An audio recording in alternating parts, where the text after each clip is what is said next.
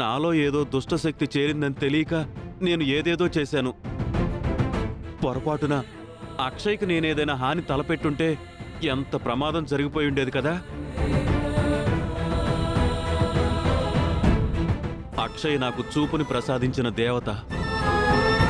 నా వల్ల అక్షయ్కి ఏదైనా అయ్యుంటే నేను జీవితాంతం బాధపడవలసి వచ్చుండేది. అమ్మా, నా అమ్మోరు తల్లి, నువ్వు కూడా నన్ను క్షమించమ్మా. బాధపడకు మావయ్య. నీ ప్రమేయం లేకుండా జరిగిన దానికి నువ్వు కంటతడి పెట్టుకోవాల్సిన అవసరం లేదు. ఆ దుష్ట శక్తి సంగతి దైవమే చూసుకుంటుంది.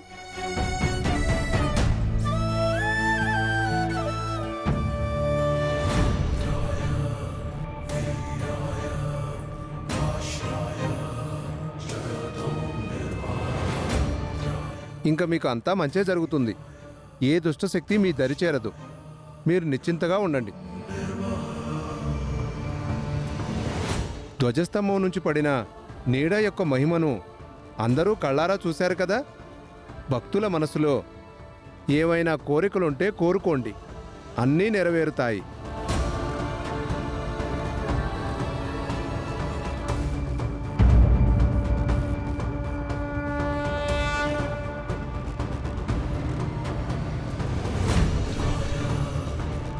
ఆ దుష్ట శక్తి ఎవరై ఉంటుంది?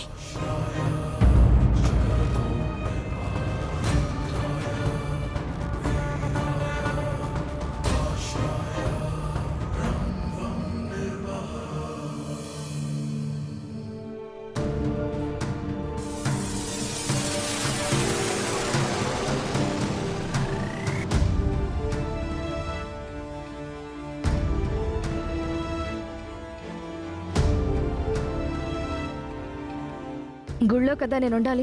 ఎక్కడున్నానేంటి? ఎలా వచ్చాను? నేనే తీసుకొనొచ్చాను. నువ్వు ఆ పెద్దిరాజులోకి పరకాయ ప్రవేశం చేశావు.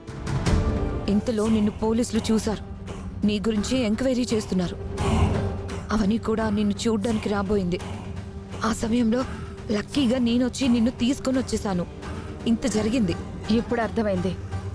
ధ్వజస్తంభం యొక్క నీడలోకి వెళ్లడం వల్ల పెద్దిరాజు నుంచి నేను బయటకు రావాల్సి వచ్చింది. నేను ఇంటి దగ్గర ఉన్నప్పుడు నీతో మాట్లాడాలని ప్రయత్నించాను. అప్పుడు నీ బదులు పెద్దరాజు కనిపిస్తున్నాడు. ఏదో తేడా జరుగుతుందని అనుమానం వచ్చింది. ఇంకేం ఆలోచించకుండా బయలుదేరాను. దాంతో నువ్వు నేను గండం నుంచి బయటపడ్డాం. లేదంటే అవని మనకి పిండం పెట్టేసుండేది. ఇందుకే అవనితో చాలా జాగ్రత్తగా ఉండాలి. ఏం మాత్రం ఏమరపాటుగా ఉన్నా డైనోసర్కి దొరికినట్టు దొరికిపోతామని నేను పదే పదే చెప్తూ ఉండేది. జనాలు గుళ్ళు గోపురాలను ఎందుకు ఎక్కువగా నమ్ముతారంటే వాటికంత పవర్ ఉంటుంది కాబట్టి. అవనికి పెద్దిరాజు ప్రవర్తన మీద అనుమానం వచ్చి బలవంతంగా ధ్వజస్తంభం నీడలో నిలబెట్టినందున నా ఆత్మ భయపడి పారిపోయి వచ్చేసింది. దైవంతో ఆట నిప్పుతో చెలగాటం లాంటిది అని అంటారు. అక్షయ్ను అపహరించకుండా ఈ అవకాశం కూడా పోయింది. అయినా సరే ఆ అక్షయ్ను వదలకూడదు. పల్లెటూరు వాళ్లతో వేదవతి మీద ఒత్తిడిని తీసుకునొస్తాను. అప్పుడు అక్షయ్ను పల్లెటూరుకి తీసుకురావాల్సిన పరిస్థితి వస్తుంది.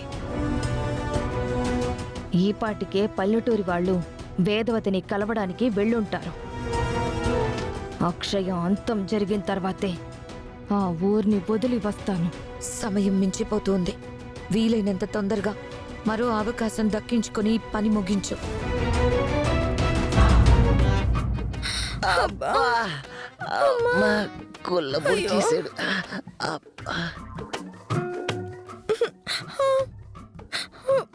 అయ్యో పాపం, నాకంటే నా బంగారానికి దెబ్బలు బాగా ఎక్కువ తగిలినట్టున్నాయి. దొంగతనాన్ని కొత్తర మొగడా అన్నాను. అంతా నేను చూసుకుంటానన్నావు. అనవసరంగా మావి చేతికి దొరికిపోయాం. మేమని గుర్తుపట్టి కొట్టాడు.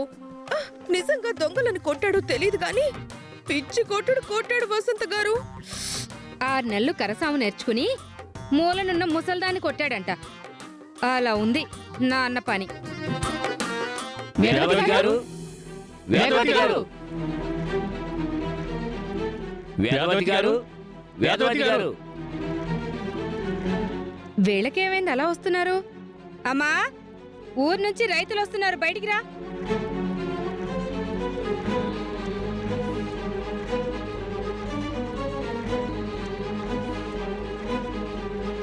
దండాలమ్మా. నమస్కారం. ఏమైంది? అందరూ కంగారుగా ఉన్నారు. మమ్మల్ని ఊరిని మీరే కాపాడాలమ్మా. ఏం జరిగింది? ఏం జరుగుతుందో అర్థం కావడం లేదు కానీ వారం రోజుల నుంచి ఊరు అల్లకల్లోలం అయిపోతుంది. అలకలం అంటే ఏంటి? విషయం వివరంగా సూటిగా చెప్పండి. రోజుకొక శవం లేస్తుందమ్మా. ఏంటి? అమ్మా, సెవెన్ లేస్తుందా? శ్మశానం నుంచా? అది కాదయ్యా, ఊర్లో రోజుకో మనిషి చచ్చిపోతున్నాడు.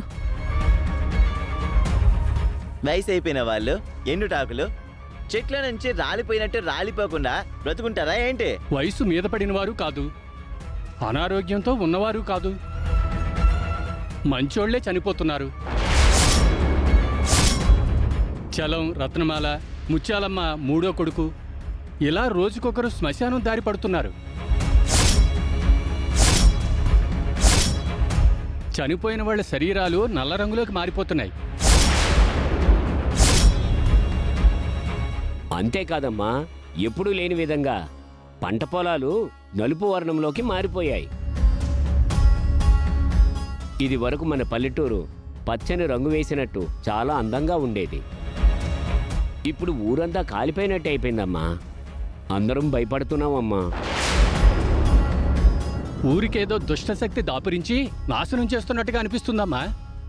ఈ సమస్య నుంచి మమ్మల్ని మీరే గట్టెక్కించాలి. అయినా మా ఇంటికి ఎందుకు వచ్చారు?